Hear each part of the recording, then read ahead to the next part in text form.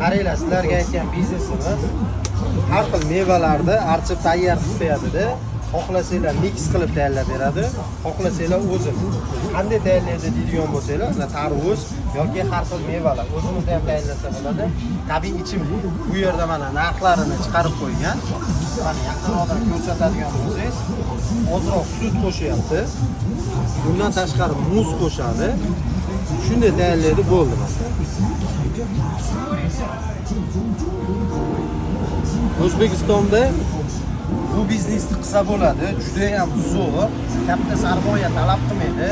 Bemalol agar o'zingiz joiz bo'lsa yoki shunaqa budka tayyorlatasiz, 1,5-2 ming dollarga ichidagi hamma narsaga primerda $1000 yetadi. $3000 bilan ish boshlasangiz bo'ladi. Mevalarni kunlik bozordan, optimlardan sotib olib kelsangiz bo'ladi.